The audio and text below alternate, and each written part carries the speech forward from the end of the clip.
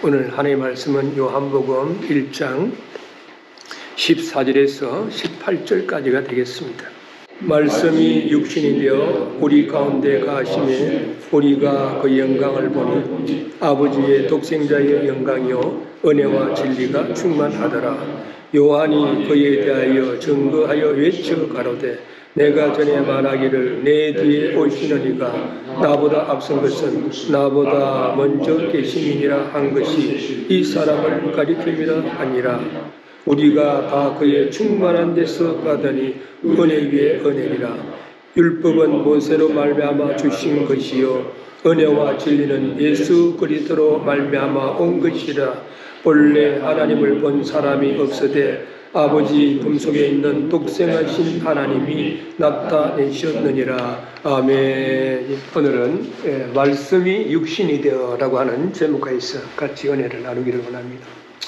2009년도 12월 24일 날 크리스마스 말이죠. 이 아침에 주레이시라고 하는 여인이 말이 임신 중에 있었는데 갑자기 말이 배에 통증을 느껴가지고 남편 마이크와 함께 병원에 가서 아기를 분만하기로 했었습니다. 이들 부부가 말이죠. 크리스마스 이브에 아기가 태어난다 하니까 막 아주 기대를 가지고 있어요. 생일이 말이죠. 12월 24일이다 하면 좀 의미가 있지 않습니까? 그래서 닥터는 통증을 줄이기 위해 가지고 국소 마취제를 투여하고 분만에 들어갔다는 거예요. 그런데 뜻밖의 예상치 못한 일이 벌어졌습니다. 국소 마취제를 맞고 분만을 하는데 갑자기 말이죠. 산모가 호흡이 말이죠. 곤란하면서 심장마비가 온 거예요. 그래가지고 어르신들이 깜짝 놀래가지고 산모를 갖다가 살리려고 이렇게 노력을 하는데 심장이 멈춰버려요. 그리고 나서 4분 뒤에는 사망 선고를 내렸습니다. 남편이 마이클은 말이죠. 크리스마스 이브에 아기가 태어난다는 그런 기쁜 마음을 가지고 이렇게 병원을 찾아갔는데 아내가 말이죠. 졸지에 사망해버린 거예요. 그래서 또 한 가지 선택의 기로에 서게 됐습니다. 산모가 사망하고 나서 4분 안에 아기를 꺼내지 아니하면 뇌에 손상이 오가지고 죽는다는 것입니다. 그래서 시간을 보니까 말이죠. 시간이 5분을 지나가고 있는 사이. 그래가지고 제왕절개 수술을 해가지고 아기를 갖다가 딱 끄잡아냈는데 아기가 숨을 쉬지 않는 거예요. 크리스마스의 축복이라고 생각했는데 오히려 크리스마스의 악몽이 되고 말았습니다. 그래서 마이크는 말이죠. 아기도 죽고 그리고 또한 산모 아내도 죽은 상황이었어요. 그래서 갓 태어난 아기를 갖다가 가슴에 탁 안고 자기도 모르게 눈물을 흘리면서 하나님 앞에 통곡하며 기도해야 돼요. 하나님, 아내도 죽었습니다. 아기도 죽어서 태어났습니다. 어떻게 해야 됩니까? 라고 자신도 모르게 통곡하며 기도하는데 눈물이 말이죠. 아기에게 이렇게 막 떨어졌을 거잖아요. 그런데 조금 있으면 애가 막 와 하면 애가 확 우는 거예요. 그래서 말이죠. 마이크가 깜짝 놀래고 어르신들도 말이죠. 깜짝 놀랬다네. 그러고 있는데 조금 있으니까 옆에 구석에서 말이죠. 다깍다깍 소리가 나요. 심장 박동에서 소리가 나요. 그래서 심장 박동을 쳐다보니까 산모야 말이죠. 심장이 또 뛰기 시작하요. 그래서 사망 선고를 내린 지 6분, 심장 마비가 된 지 10분 정도 돼가지고 산모가 살아난 거예요. 아기도 살아나고 산모도 살아나고.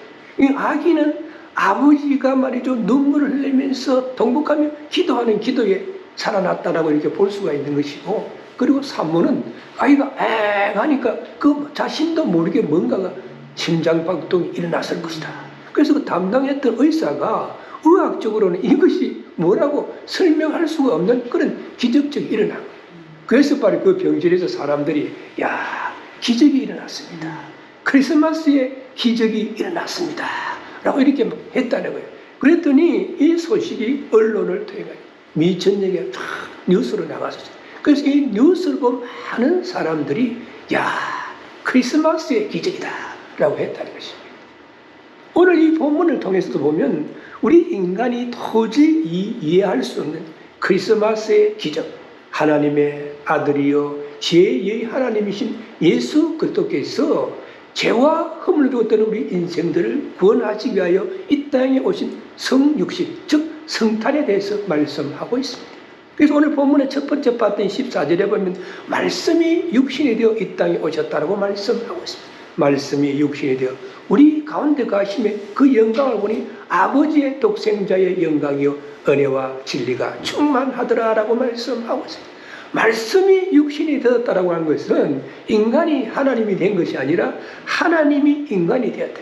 하나님의 아들이시오 제2의 하나님이신 예수 그리스도께서 인간의 몸으로 이 땅에 오셨다는 것입니다. 여기서 말하는 말씀이 무엇인가? 헬라어로 로고스입니다. 신적 존재의 절대자로서 제2의 하나님, 하나님의 아들 독생자 예수 그리스도를 말하는 것입니다.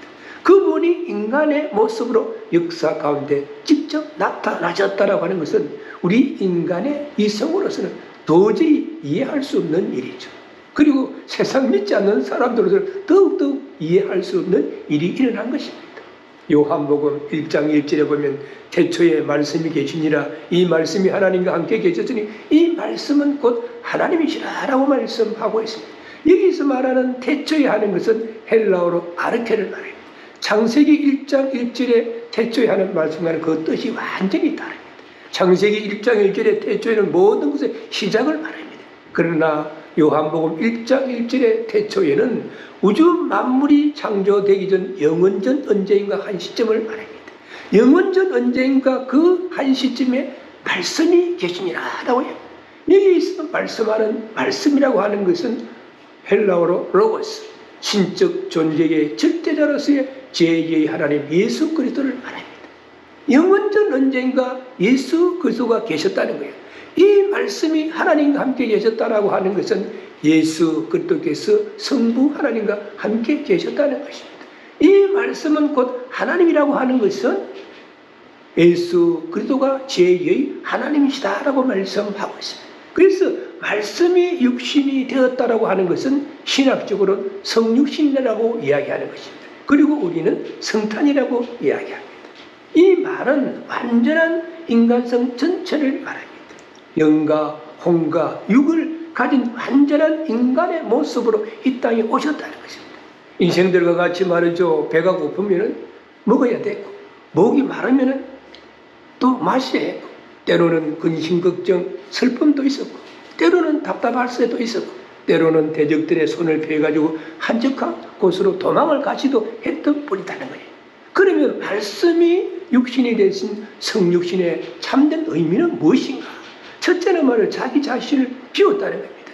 빌립보서 2장 6절에서 7절에 보니까 그는 근본 하나님의 본체지나 하나님과 동등됨을 취할 것으로 여기지 아니하시고 오히려 자기를 비워 종의 형체를 가지고 사람들과 같이 되었고 라고 이렇게 말씀하고 있습니다. 육신을 입고 이 땅에 오신 예수 그리스도를 통해서 우리는 하나님의 본체를 보게 된 것입니다. 그런데 본문을 통해서 이야기하는 것은 자기를 비웠다라고 이야기하죠. 빌립보서 2장 6절에 자기를 비웠다라고 하는 것은 탄생 이전의 영광을 비웠다는 거예요. 하나님의 아들로서의 영광, 제2의 하나님으로서의 영광, 그리고 요한복음 1장 3절에 보면 우주 만물을 창조하신 창조주라고 한 그 모든 영광을 버렸다는 것입니다. 그래서 우리 인간이 영접할 수 있는 사람의 모습으로 이 땅에 오셨다는 것입니다. 그러면 예수님께서 말이죠. 이 땅에 오셨을 때 어떤 성품을 가지고 오셨는가? 우리 인간은 말이죠. 하나의 인성밖에 아니에요. 인간의 성품밖에 없습니다. 근데 예수님께서는 그러면 하나님의 아들이요 제2 하나님이신 예수 그리스도께서 이 땅에 오실 때 어떤 성품을 가지고 계셨는가 하면 그분은 완전한 인성도 가지고 있었고 완전한 신성도 가지고 계신 분입니다. 이것을 갖다가 우리는 신학적인 용어로 양성 하빌론이다라고 이야기를 합니다. 완전한 신성과 완전한 인간성이 감소되거나 변화되거나 섞이지 아니하고 하나의 품성 가운데 연합된 상태를 가지고 있습니다. 그래서 예수님께서 이 땅에 오셔가지고 말이죠. 30년인의 인생의 영역에서 생활할 때는 인간과 똑같은 생활을 하셨어요. 그러나 공생의 3년 반 동안에는 인성의 영역에서 생활하다가 때로는 신성의 영역에서 말이죠. 기사와 이적을 일으킨 거예요. 우리가 생각할 때 보리떡 말이죠. 5개와 물고기 2마리로 5,000명을 먹였다. 교회에 다니는 사람들도 이해할 수가 없는 일이에요. 세상 믿지 않는 사람 더더욱 말도 되지도 않는 이야기다 라고 이야기할 수 있습니다. 예수님께서 무리를 걸어가셨다라고 하는 이야기라든지 그렇지 않으면 말이죠. 날 때부터 소경된 자를 갖다가 눈을 뜨게 하셨다라든지 죽은 나사로를 살렸다라고 하는 이야기를 우리가 세상 믿지 않는 사람들에게 이야기하면 말도 되지도 않아요. 그리고 어떤 사람들은 성경은 무조건 믿어야 된다고 하는 거예요. 그게 아닙니다. 뭐냐면 그분은 신성을 가지고 있었기 때문에 신성의 영역에서 기사와 이적을 행하시는 거예요. 그런 신의 영역을 가지고 있었기 때문에 그분은 오병이어의 기적을 일으키시고 각종 기사와 이적을 일으키셔서 우리들로 하여금 그분이 하나님의 아들이시고 제2의 하나님이다 하는 것을 우리들에게 보여주신 것입니다. 그래서 사도 요한과 함께 예수님을 따르던 제자들이 함께 생활하면서 그분이 행하신 기사와 이적을 통해서 영광을 보았다는 것입니다. 그 영광이 어떤 영광입니까? 아버지의 독생자의 영광을 보았다라고 14절 중반절에 말씀하고 있습니다. 우리가 그 영광을 보니 아버지의 독생자의 영광이요라고 이야기를 하고 있습니다. 예수 그리스도께서 나타내 보이신 그 영광은 육정이라든지 혈통으로 난 자로서가 아니라 하나님 아버지와 관계가 된 영광입니다. 그분이 공생의 기간 동안 나타내 보이신 기사와 이적은 하나님의 아들 독생자로서의 영광을 드러낸 것이다 라고 말씀하고 있습니다. 외국에 말이죠. 어느 한 동시집에 이러한 글이 있습니다. 한 나그네가 말이죠. 한 덩이의 진흙을 갖다가 얻었다는 거예요. 그런데 그 진흙에는 아름다운 말이죠. 향기가 나네요. 흙 속에서 아름다운 향기가 나네요. 그래서 나그네가 물었습니다. 너는 바그다드의 진주냐? 라고 이렇게 물었다. 그랬더니 진흙이 대답하기를 아니요. 그러니까 또 그럼 너는 인도의 사양이냐? 라고 이러면 아니 그것도 아닙니다. 그럼 너는 무엇이냐? 나는 한 덩이의 진흙에 불과합니다. 그러면 어디서 그런 향기를 내고 있느냐라고 물어봤대요. 그때 진흙이 이야기하기를 나는 백합화와 오랫동안 같이 있었습니다 하고 이야기하더라고요. 진흙이 지닌 향기의 비밀은 다름이 아닌 백합화와 함께 오래 살았다는 사실 때문에 아름다운 향기가 발산되었다라고 이렇게 그 시는 이야기를 하고 있습니다. 그러므로 진흙과 같은 우리 인생이 예수님과 함께 할 때에 예수님께서 하나님의 아들 독생자로서의 영광을 나타냈던 그와 같이 우리도 그리스도의 향기가 내 속에서 생겨나고 이웃에게 번져 나가도록 우리는 해야 할 것입니다. 우리 자신은 아름다운 것도 없고 향기로운 것도 없고 자랑할 만한 것도 없습니다. 그러나 만물이 주께서 나오고 주로 말미암고 주에게로 돌아간다는 로마서 11장 36절의 말씀과 같이 우리가 구할 것은 나의 영광이 아니라 만물의 근원이 되시고 설립자이시고 그 목적이 되시는 하나님의 영광입니다. 하나님의 영광을 우리가 구할 때에 진흙과 같은 나에게도 예수님의 영광이 주어진다는 것을 우리는 알아야 할 것입니다. 왜냐하면 하나님의 아들 예수 그리스도에게 은혜와 진리가 충만하기 때문인 것입니다. 은혜와 진리는 하나님의 자비로운 사랑과 언약을 지키는 신실하심을 말하는 것입니다. 은혜라고 하는 것이 무엇입니까? 요한이 예수 그리스도에 대해서 보고 증거하는 은혜는 하나님께서 값없이 주시는 사랑과 그리고 호의를 말하는 것입니다. 죄를 용서하시는 하나님의 자비를 은혜라고 이야기하는 것입니다. 그래서 로마서 3장 23절에서 24절에 말씀하시기를 모든 사람이 죄를 범하였으며 하나님의 영광에 이르지 못하더니 그리스도 예수 안에 있는 그리스도로 말미암아 하나님의 은혜로 값없이 어렵다 하심을 얻은 자 되었느니라고 말씀하고 있습니다.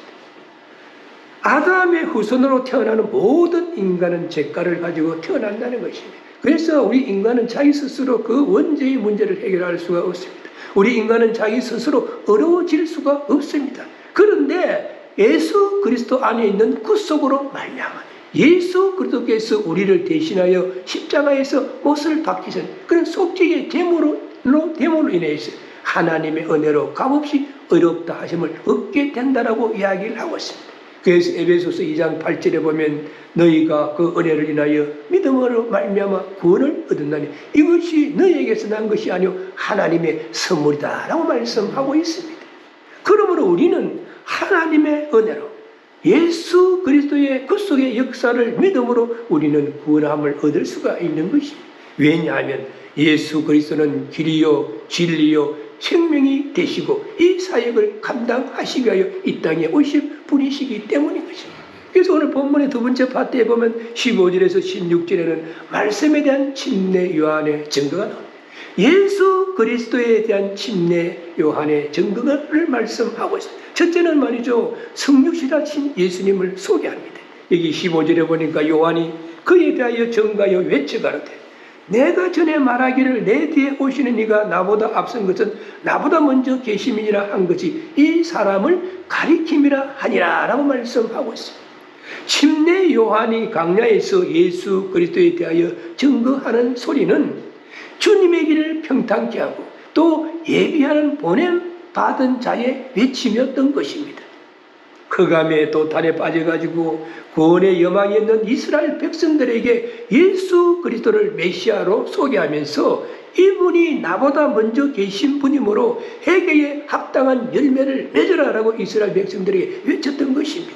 그래서 증거하여 외쳐 가로되, 여기서 증거한다는 것은 하나님의 계시에서 자기 자신이 알고 있는 예수 그리스도, 자신이 보고 알고 있는 예수 그리스도에 대해서 공공연하게 모든 사람들이 듣도록 큰 소리로 말을 했다는 것입니다.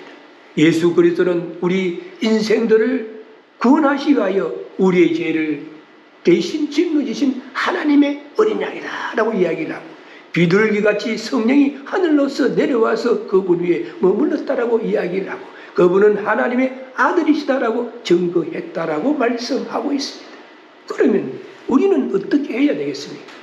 우리 자신이 만난 예수 그리스도, 내 자신이 체험한 예수 그리스도, 자신이 알고 있는 예수 그리스도를 우리도 침례 요한처럼 우리도 외쳐 증거해야 할 것입니다. 우리가 말하죠, 증거할 때에 하나님의 명령에 순종하는 그러한 길이 되는 것이고, 하나님이 원하시는 그런 일이 되는 것이고, 하나님이 기뻐하시는 일이 되는 것입니다. 그러므로 말이죠, 우리는 성탄절기에 어떤 세상 사람들처럼 쇼핑이나 하고 또 먹고 마시고 노는 그런 절기가 아니라 영원 전부터 계셨던 하나님의 아들 예수 그리스도께서 우리 인생들을 구원하시기 위해서 하늘의 영광을 버리고 육신을 입고 이 땅에 오심에 대해서 우리는 감사하고 축하하고 그 기쁜 소식을 전하는 그런 절기가 되어야 될 줄로 믿습니다. 왜냐하면 충만과 은혜로 우리에게 구원을 주시는 분이시기 때문인 것입니다. 16절에 보니까 우리가 다 그의 충만한 데서 받으니 은혜 위에 은혜리라 라고 말씀하고 있습니다. 그의 충만한 데서 받으니가 핵심 그런 말씀이 되는 것입니다. 여기서 말하는 충만이라고 하는 것은 마치 말이죠, 물을 갖다가 항아리에 채우는데 아우까지 차가지고 철철 넘치는 것과 같은 상태를 말해요. 가득 찬 것을 이야기하고 풍성함을 이야기하는 것이고 완전함을 이야기하는 것입니다. 은혜와 진리, 지혜나 능력이 수직적으로나 그렇지 않으면 양적으로 충만한 상태를 말하는 것입니다. 우리 인생들의 만복의 근원이 되시는 예수 그리스도는 무엇이든 부족함이 없이 오직 충만할 뿐이다라고 말씀하고 있습니다. 그러므로 우리는 남녀노소 빈부의 기천이 없이 믿는 자라면 누구나 다 그분의 충만한 데서 구하는 바를 받을 수 있다는 이야기가 되는 것입니다. 사도 바울은 에베소 교인들에게 복을 빌면서 에베소서 3장 19절에 보니까 하나님의 모든 충만하신 것으로 너희에게 충만하게 하시기를 구하노라 라고 말씀을 하셨습니다. 누구든지 예수 그리스도 안에 있는 자들은 그리스도의 충만 속에 거하는 자들이며 그의 충만함을 입고 사는 은혜의 자녀들이다라고 우리는 볼 수가 있습니다. 그러면 우리는 말이죠, 부족함이 없는 거예요. 시편 23편 1절에 보니까 뭐라고 이야기하고 있습니까? 여호와는 나의 목자시니 내가 부족함이 없으리라. 제가 가장 좋아하는 성경 중에 한 말씀이면 여호와는 나의 목자시니 내가 부족함이 없으리로다. 할렐루야. 아멘. 예수님은 우리 믿는 자들에게 이와 같은 것을 확인시키기 위해 가지고 부족함이 없는 것을 확인시키기 위해서 우리 믿는 자들로 하여금 기도하게 하셨습니다. 마태복음 7장 7절에 보니까 구하라 그러면 너희에게 주실 것이요 찾아라 그러면 찾을 것이요 문을 두드라 그러면 너희에게 열릴 것이냐라고 말씀하셨습니다. 무엇이 부족합니까? 지혜가 부족하십니까? 야고보서 1장 5절에 보면 뭐라고 말씀하고 있습니까? 너희 중에 누구든지 지혜가 부족하거나 모든 사람에게 구해 주시고 꾸짖지 아니하시는 하나님께 구하라라고 말씀하고 있습니다. 하나님은 충만하신 자의 충만 가운데 주님의 몸된 교회를 이루는 성도들에게 충만으로 역사하는 분이십니다. 그러므로 우리 믿는 자들은 우리가 다 그의 충만한 데서 받으니라는 이 고백과 간증을 할 수 있는 믿음의 소유자들이 되어야 될 줄로 믿습니다.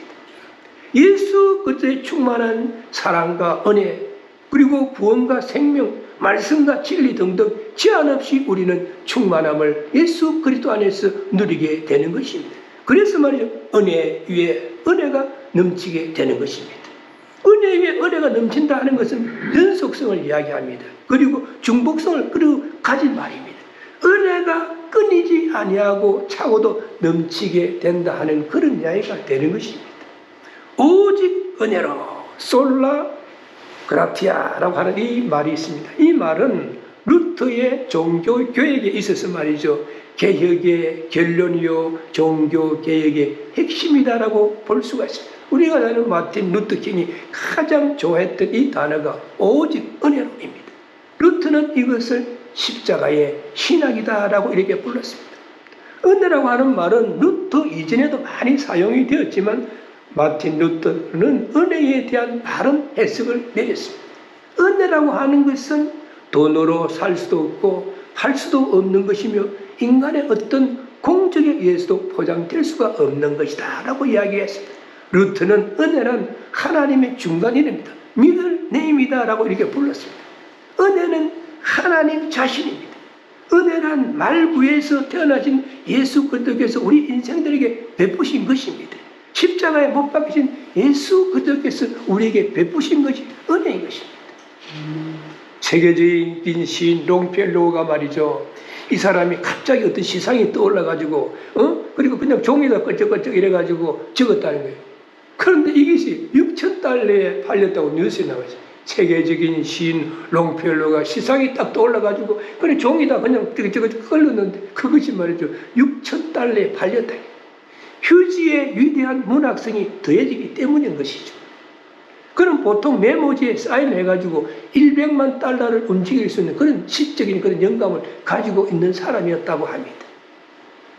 미국 정부가 말이죠, 어떤 종이 조각에다 독수리 도장을 빡 찍으면 어떻게 됩니까? 그것이 100달러짜리가 돼가지고 말이죠, 뭐 세계의 어느 가게에서 다 받아주지 않습니까? 왜 그렇습니까? 그 종이에 독수리가 문제가 아니라 미국 정부가 보정을 하기 때문인 것이죠. 이처럼 루터가 깨달은 은혜가 바로 그것이었습니다. 우리는 무가치한 존재지만 하나님의 사랑과 주님의 은혜가 더해질 때 하나님의 자녀라는 엄청난 자리로 옮겨지는 것이 은혜라고 했습니다. 우리가 구원함을 받아 새로운 피조물이 되는 것은 오직 예수 그리스도를 통하여 값없이 주신 하나님의 은혜로 주어지는 것입니다. 그러면 왜 이토록 우리를 사랑하시고 은혜를 더하시며 베풀어 주시는가? 어찌하여 하나님은 우리가 다 예수 그리스도의 충만한 데서 은혜 받아가지고 충만 가운데 거하기를 원하시는가? 그것은 말이죠, 멸망치 아니하고 영생을 얻게 하려 함이라고는 하나님의 계획과 목적이 있기 때문인 것입니다. 그러므로 우리는 이 좋은 성탄절기에 충만으로 채워주시고 은혜 위에 은혜를 더하시는 예수 그리스도를 증거해야 하는 것이고, 예수 그리스도를 통해서 우리 인생들이 멸망치 않고 영생을 얻게 하는 하나님의 계획과 목적을 전하는 그런 성탄절기가 되어야 될 줄로 믿습니다. 그래서 말이 오늘 본문의 세 번째 파트인 17절에서 18절에 보면 말씀이 우리에게 증거한 것이 뭔가? 예수 그리스도께서 이 땅에 육신을 입고 오셔서 우리에게 증거한 것이 무엇인가에 대해서 이야기합니다. 첫째는 은혜와 진리를 계시했다라고 17절에 말씀하고 있습니다. 여기 보니까 율법은 모세로 말미암아 주신 것이요 은혜와 진리는 예수 그리스도로 말미암아 온 것이다라고 이야기를 하고 있습니다. 본절에서는 말이죠, 세 가지 면에서 대조를 이루고 있습니다. 율법에 대해 가지고는 은혜와 진리라고 이야기하고, 모세에 대하여는 예수 그리스도라고 이야기를 하고, 준 것에 대해서는 온 것으로 대조해가지고 말씀하고 있습니다. 율법은 말이가 우리가 일반적으로 모세 오경을 이야기할 때 율법이다라고 이야기하는 경우가 많습니다. 그래서 구약 전체를 지칭하기도 합니다. 하나님께서는 모세를 통하여 이스라엘 백성들에게 율법을 주시면서 지켜 행하라 라고 말씀하셨습니다. 율법을 지켜 행하라고 말씀했지만 이스라엘 백성들은 그 율법을 온전히 지킬 수가 없었습니다. 그러나 은혜와 진리는 율법과 같이 주어진 것이 아니라 온 것이다 라고 말씀하고 있습니다. 누구를 말미암아 왔습니까? 예수 그리스도를 말미암아 은혜와 진리가 왔다라고 말씀하고 있습니다. 우리는 예수 그리스도를 통해서 은혜가 무엇이고 진리가 무엇인가를 바르게 알게 되었다는 것입니다.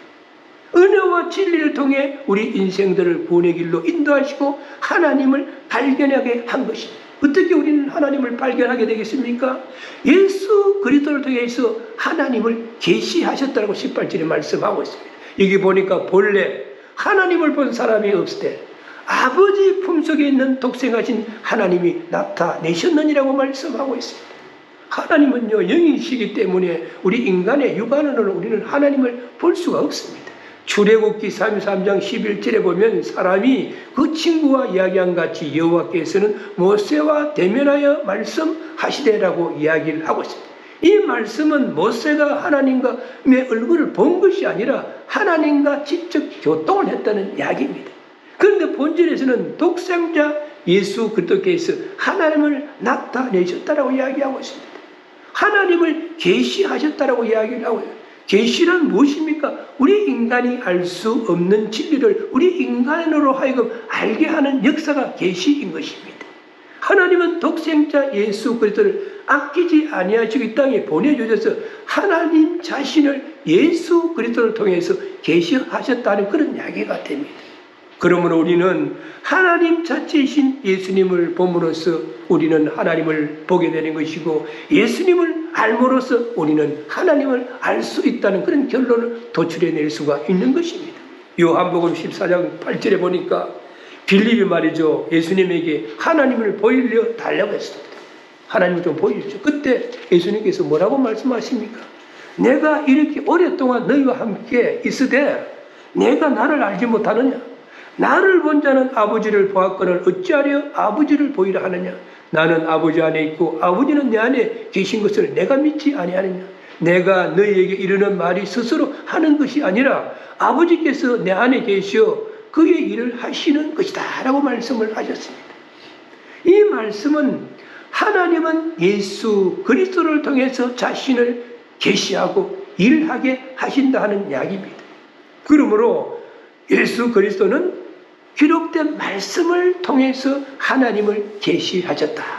예수 그리스도는 제2의 하나님으로서 하나님의 본체가 되신다 하는 그런 이야기가 되는 것입니다. 예수 그리스도는 하나님과 함께 우주 만물을 창조하신 분이라고 요한복음 1장 3절에서 말씀하고 있습니다. 그분은 우리 인생들을 사랑하셔서 하늘의 영광을 버리고 은혜와 진리의 계시자로 인간 역사에 육신을 입고 오신 분이십니다. 예수 그리스도의 은혜와 진리로 말미암아 가지고 죄와 허물을 죽었던 우리 인생들이 은혜와 믿음으로 자유함을 얻고 영원한 생명을 얻게 되는 것입니다. 그러므로 우리는 예수 그리스도께서 육신을 입고 이 땅에 오신 성육신의 참뜻을 바르게 알고 증거하는 성탄절이 되어야 될 줄로 믿습니다. 복음 성가에 보면 있습니까? 전하고 기도해 매일 정인 되리라 세상 모든 사람들 듣고 그 사랑 알도록. 성탄절의 본질은 사랑입니다.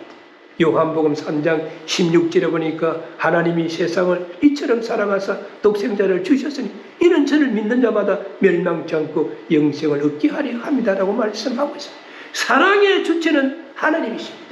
사랑의 수단은 독생자 예수 그리스도입니다. 예수님은 우리 인생들을 사랑하셨어요. 하늘의 영광을 버리고 이 땅에 구원자로 오신 것입니다. 사랑이 있는 곳에 하나님이 계시고 하나님의 축복은 사랑을 나눠주는 자들에게 베풀어지는 것입니다. 지금 말이죠. 280년 소아시아, 지금의 터키, 지금은 터키라고 하는 나라예요. 터키의 파타라라고 하는 도시에 어느 부잣집에서 한 아이가 태어났는데 이름을 니콜라스라고 지었다는 거예요. 그런데 그 옛날에 말이죠, 뭐 주 280년 격이니까 그게 뭐 의술도 발달되지 않고 좋은 약도 없어가지고 전염병이 돌아가지고 그 마을 사람들이 많이 죽었다는 거예요. 그래서 이 니콜라스의 부모님도 니콜라스가 태어난 1년 만에 전염병으로 죽었습니다. 그러나 니콜라스는 어릴 때부터 진실하게 예수님을 믿으면서 성장했어요. 그의 넘치는 사랑의 실천과 독실한 신앙 때문에 교회의 존경을 받아가지고 30대 초반에 미라 교구의 감독이 되었다. 미라 교구의 감독이 그거 하잖아요. 이렇게 캐톨릭에서는 그런 피라미드식으로 이렇게 그게 직책이 주어져 있잖아요. 감독이 돼요. 이 니콜라스는 감독이면서도 직접 말이죠, 국을 하고 다녔다네. 그래서 음식도 국을 하고 옷도 국을 해가지고 가난한 사람들에게 나누어졌습니다. 그런데 그런 그가 안타깝게도 주후 314년 34세의 젊은 나이로 부모님처럼 유언병으로 죽었습니다. 그 후에 그의 시신은 로마로 이장이 돼가지고 현재까지 남아있고 그는 성자의 이름을 받아가지고 성 니콜라스다라고 이야기 많이 들어봤죠. 성 니콜라스. 다른 사람이 국을 했으라도 어려운 사람을 도운 그런 성자다 하는 그런 이야기입니다. 그런데 시인 모호가 말이죠. 성 니콜라스의 이야기를 전설할 때에 붉은 코와 8마리의 사슴으로 그의 수레를 끌도록 등장을 시켰습니다. 그때 모의 시를 사파로 그린 화가 토마스 나스트가 말이죠. 니콜라스를 갖다가 뚱뚱한 뚱보로 표현하고 붉은 옷을 갖다가 딱 입히고 이렇게 그림을 사파를 그려 넣었어요. 사람들은 이 전설적인 인물을 우리가 산타클로스다라고 해요. 그래서 성 니콜라스를 갖다가 시인 모호가 시를 쓰고 그리고 또 화가가 또 이렇게 그림을 그려가지고 그 그린 게 뚱뚱보 붉은 옷을 입고 산타클로스가 됐다는 그런 얘기. 이처럼 사랑을 베푸는 것입니다. 성탄절은 사랑을 베푸는 절기입니다. 성 니콜라스는 국을 행각까지 해가지고 가난한 사람들을 갖다가 도왔다는 것입니다. 거룩한 성탄절기에 우리가 주머니를 한번 트는 것은 생각만 있으면 못하겠습니까? 회비를 내고 세상 모임에 가서 먹고 마시고 즐기는 것보다는 우리 주위에 헐벗고 굶주리고 병들고 소외된 자들에게 사랑을 베푸는 것이 얼마나 가치가 있고 보람된 그런 일이겠습니까? 우리 모두 하나님의 아들이신 예수 그리스도께서 죄와 허물로 죽었던 우리 인생들을 구원하시기 위하여 육신을 입고 이 땅에 오신 성탄절을 맞이해서 아직도 예수 그리스도를 알지 못하는 자들에게 성탄의 기쁜 소식을 전하고 또 우리 주위의 어려운 자들에게 그리스도의 사랑을 베풀어서 지극히 높은 곳에는 하나님께 영광이 되고 땅에서는 기뻐하신 사람들 중에 평화가 되는 그런 성탄절기가 되시기를 주님의 이름으로 축원합니다. 네. 기도하시겠습니다. 좋으신 하나님, 거룩하고 복된 주일이요 특별히 성탄 주일을 맞이해서 주님을 사랑하는 아름다운 마음들이 모여서 하나님 앞에 신령과 진리로 예배드리게 하시고 진리의 말씀 안에서 은혜를 나눌 수 있게 하시니 감사를 드립니다. 오늘 진리의 말씀은 우리에게 교훈하시기를 말씀이 육신이 되어 이 땅에 오셨는데 그 영광을 보니까 독생자의 영광이요 은혜와 진리를 우리에게 계시하셨고 또한 하나님을 우리에게 계시하셨다라고 말씀하셨사옵니다. 우리 모두가 이 말씀을 다시 한번 바르게 알고 마음판에 새길 수 있게 하여 주옵소서. 그리하여 죄와 허물을 입었던 우리 인생들을 구원하시기 위하여 하늘의 영광을 버리고 이 땅에 오신 우리 주 예수 그리스도께서 은혜와 진리를 우리에게 계시해 주셨기에 우리 모두가 은혜와 믿음으로 구원함을 얻었다 함을 감사하게 하시고 그 사랑, 그 감사의 마음을 우리만 간직하고 있는 것이 아니라 이 좋은 성탄절기에 우리 주위에 알지 못하는 자들에게 증가하게 하여 주시옵시고 또 우리 주위에 성탄절기지만은 어려워하고 힘들어하고 낙심하고 좌절한 자들, 외롭고 쓸쓸한 자들에게 예수 그리스도의 사랑을 증가해서 그들을 주님 앞으로 인도하는 성탄절기가 될 수 있도록 인도하시고 우리 모두에게 은혜를 베풀어 주옵소서. 우리 주 예수 그리스도의 이름으로 간절히 기도드리옵나이다. 아멘.